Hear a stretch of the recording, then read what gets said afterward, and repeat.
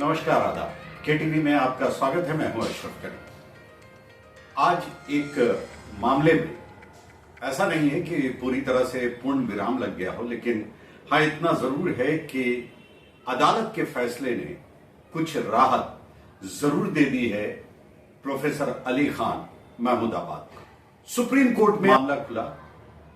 कपिल सिब्बल साहब defence lawyer के तौर पर अपीयर हुए। लोग शुक्रिया अदा कर रहे हैं कपिल सिब्बल साहब का, क्योंकि आमतौर पर या एक आम आदमी उनकी फीस तो नहीं दे सकता है, तो ये साफ है कि बिना फीस के वो एक डिफेंस लॉयर के तौर पर उतरे थे।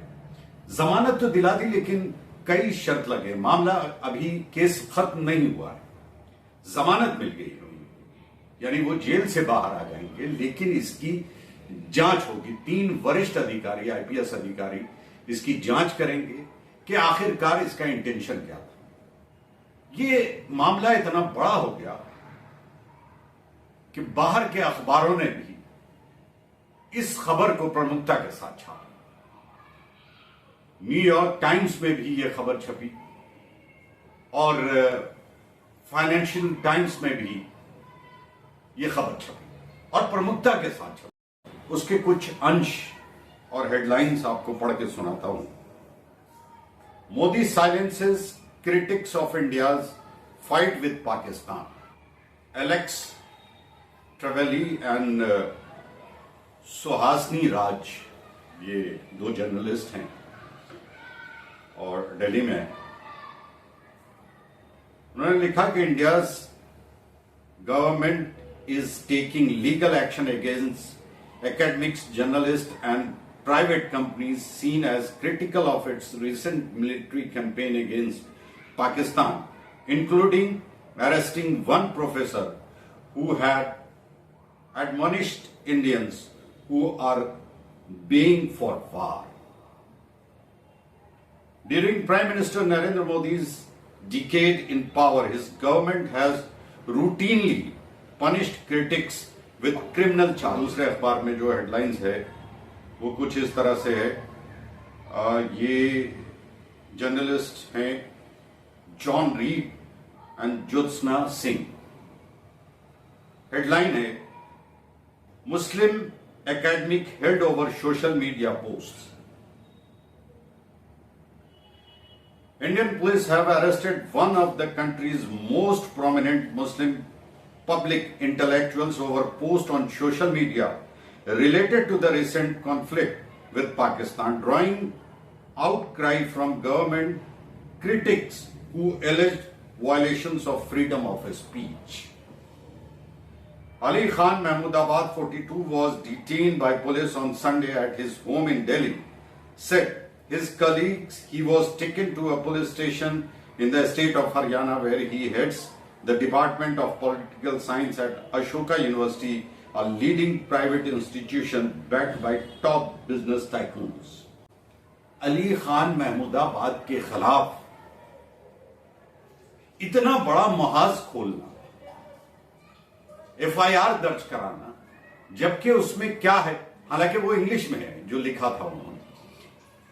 देश के बड़े ही जाने माने पत्रकार रवीश कुमार जी ने देशवासियों के लिए, उन लोगों के लिए जिन्हें अंग्रेजी समझ में नहीं आती है, इसका हिंदी रूपांतर भी किया।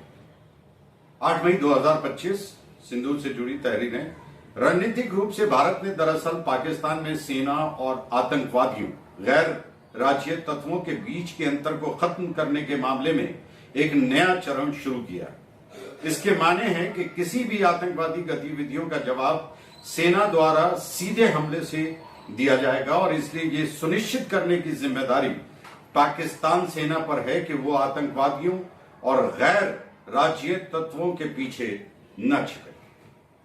पाकिस्तानी सेना बहुत लंबे समय से हथियारबंद गैर राज्य तत्वों का इस्तेमाल हमारे भू राजनीतिक क्षेत्र को अस्थिर करने के लिए करती रही है और अंतर्राष्ट्रीय मंचों पर आतंकवाद से पीड़ित होने का दावा भी करती रही है। पाकिस्तानी सेना ने उन्हीं लोगों का इस्तेमाल जिनमें से कुछ को ताजा भारतीय हमलों में निशाना बनाया गया था, पाकिस्तान में सांप्रदायिक तनाव को भड़काने के लिए भी किए हैं। ऑपरेशन सिंदूर ने भारत पाक संबंधों की सभी पुरानी धारणाओं को उथल दिया। अब आतंकवादी हमलों का जवाब सैन्य प्रतिक्रिया से दिया जाएगा और इस तरह दोनों पाकिस्तान सेना और आतंकवादी के बीच कोई भी अर्थगत अंतर नहीं रह गया। इस अंतर के खात्मे के बावजूद भारतीय सशस्त्र बलों ने सैन्य या नागरिक प्रतिष्ठानों या बुनियादी ढांचों को निशाना नहीं बनाने का ध्यान रखा है ताकि हिंसा में कोई अनावश्यक इजाफा न हो। संदेश स्पष्ट है, यदि आप अपनी आतंकवाद की समस्या से नहीं निपटते हैं तो हम निपट लेंगे। नागरिक जीवन का नुकसान दोनों पक्षों के लिए दुखद है और इसी अहम वजह से युद्ध से बचना चाहिए। सुरक्षा अभ्यास गतिविधियों का हिस्सा बनने से आप सैनिक नहीं बन जाते और न ही आप कभी किसी ऐसी व्यक्ति का दर्द जान पाएंगे जो संघर्ष के कारण नुकसान उठाता है। युद्ध क्रूर होता है और गरीब लोग इसका सबसे ज्यादा खमियाजा भुगतते हैं। केवल राजनेता और रक्षा कंपनियां ही इसका फायदा उठाती हैं। हालांकि युद्ध अब अपरिहार्य है क्योंकि राजनीति मुख्य रूप से हिंसा पर आधारित है। कम से कम मानव इतिहास हमें यही सिखाता है। हमें यह समझना होगा कि राजनीतिक संघर्षों को कभी भी सैन्य रूप से हल नहीं किया गया। अंत में मैं कर्नल सोफिया कुरैशी की प्रशंसा करने वाले इतने सारे दक्षिणपंथी टिप्पणीकारों को देखकर बहुत खुश हूं, लेकिन शायद वो इतना ही जोर से ये मांग भी कर सकते हैं कि भीड़ द्वारा हत्या यानी मॉब लिंचिंग, मनमाने ढंग से बुलडोजर चलाने और भाजपा द्वारा फैलाई नफरत के शिकार अन्य लोगों को भी भारतीय नागरिक होने के नाते संरक्षित किया जाए। 2 महिला सैनिकों द्वारा जानकारियों को प्रस्तुत करने का दिखावा अहम है, लेकिन यह दिखावा जमीनी हकीकत में भी बदलना चाहिए, नहीं तो ये केवल पाखंड है। जब एक प्रमुख मुस्लिम राजनेता ने पाकिस्तान मुर्दाबाद कहा और ऐसा करने के लिए पाकिस्तानियों द्वारा उसे ट्रोल किया गया, भारतीय दक्षिणपंथी टिप्पणीकारों ने यह कहकर उसका बचाव किया कि वो हमारा मुद्दा है। बेशक ये मजेदार है, लेकिन इस बात की ओर इशारा करता है कि सांप्रदायिकता ने भारतीय राजनीति को कितनी गहराई से संक्रमित कर दिया है। वरिष्ठता का जो अनुभव है उसका पूरा इस्तेमाल किया उन्होंने और सबके लिए ये आसान बना दिया कि सभी पढ़ सकते हैं और ये तलाश सकते हैं कि कहां उन्होंने देश, सेना या महिला के खिलाफ किसी तरह की कोई बात की।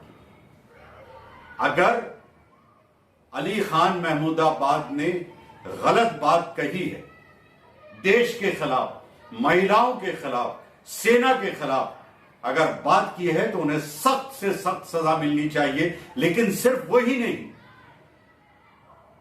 बल्कि देश का कोई भी नागरिक, चाहे वो किसी भी धर्म का मानने वाला हो, किसी भी जाति का हो, अगर उसने बात की है और कितने बड़े ओहदे पर बैठा हो, अगर उसने भी देश, सेना या महिला के खिलाफ गलत भाषा का इस्तेमाल किया है तो सजा उसे भी मिलनी चाहिए। यह सवाल है और देखना बाकी है कि क्या ऐसा होता है। अभी के लिए बस इतना ही। जय हिंद।